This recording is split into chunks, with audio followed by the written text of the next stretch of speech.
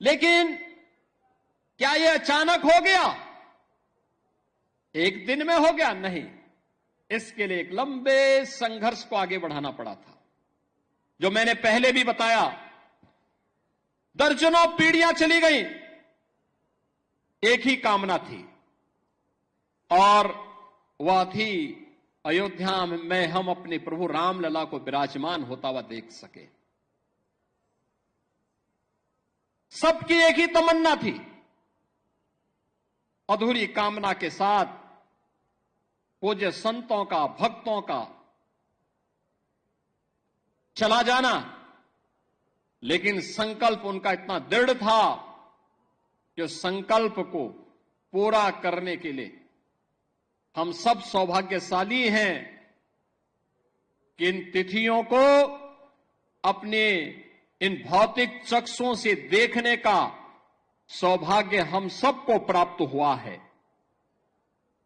बहनों और भाइयों, रामकाज के इन सभी कार्यों के लिए त्याग और तपस्या पूज्य संतों की थी, राम भक्तों की थी,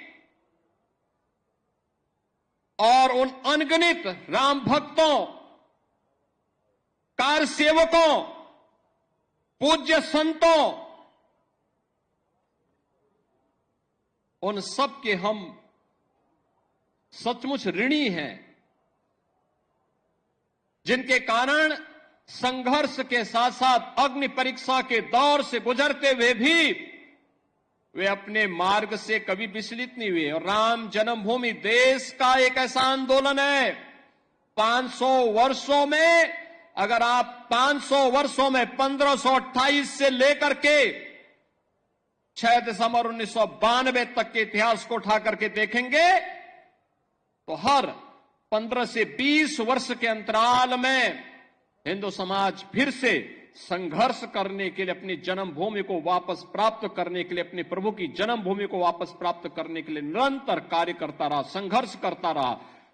जिस भाषा में शासन तंत्र समझता था, उस भाषा में उन्हें समझाने के लिए वह कार्य कर रहा था। और अंततः यह अवसर आया जब पूज्य संतों के सानिध्य में, राष्ट्रीय स्वयंसेवक संघ के नेतृत्व में सरदेव अशोक सिंघल जी जैसे युग दृष्टा नेतृत्व इस आंदोलन के साथ जुड़ता है, जिन्होंने कभी मान अपमान की चिंता नहीं की। एक ही ध्येय था, हर हाल में राम जन्मभूमि वापस हिंदुओं को प्राप्त होना चाहिए, रामलला का भव्य मंदिर का निर्माण होना चाहिए।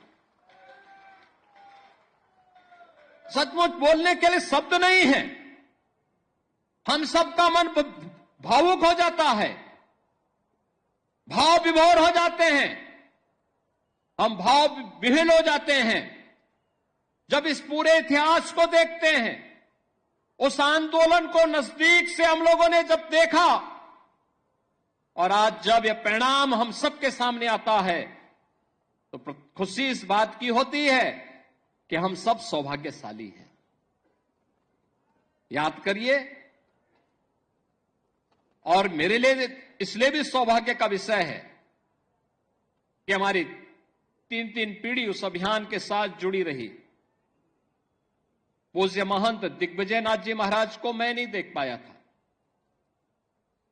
लेकिन अपने पूज्य गुरुदेव से जो मैं सुनता था, और मुझे याद है जब 2014 में मेरे पूज्य गुरुदेव अपने अंतिम,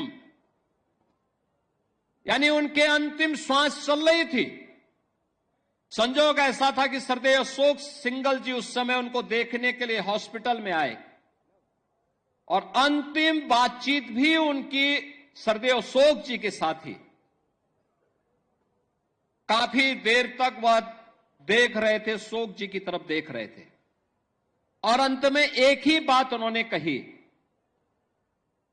मैं देख रहा था, उस दौरान वो कई दिनों से किसी से बोल नहीं रहे थे।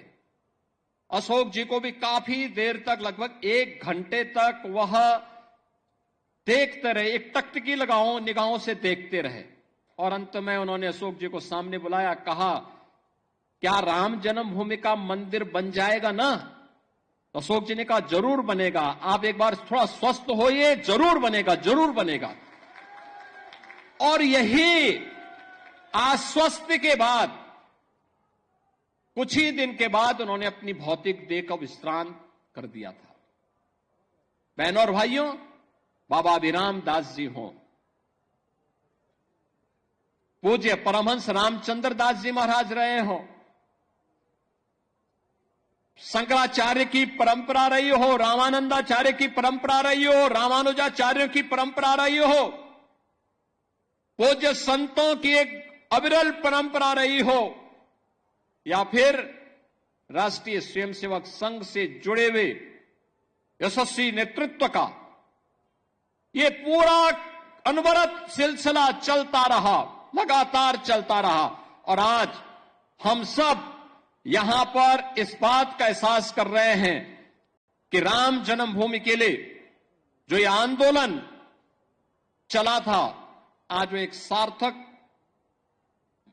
लक्ष्य की ओर आगे बढ़ते हुए किस रूप में जा रहा। जो भी अयोध्या आता है, कोई भी आता है, दुनिया के अंदर कोई भी आता है, वह व्यक्ति अभिभूत होकर के जाता है।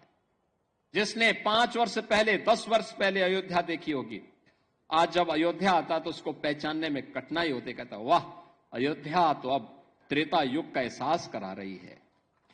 और हम कह सकते हैं अभी 1 साल 2 साल और देखें, जब ये पूरा परिसर, राम जन्मभूमि का पूरा परिसर अपने भव्य रूप में आएगा तो दुनिया का सुंदरतम नगर के रूप में, सबसे आध्यात्मिक, सबसे धार्मिक, पुरी के साथ साथ धाम के रूप में, दुनिया की सबसे वैभवशाली नगरी के रूप में हमारा अयोध्या धाम विकसित होने जा रहा है, उस ओर आगे बढ़ रहा है।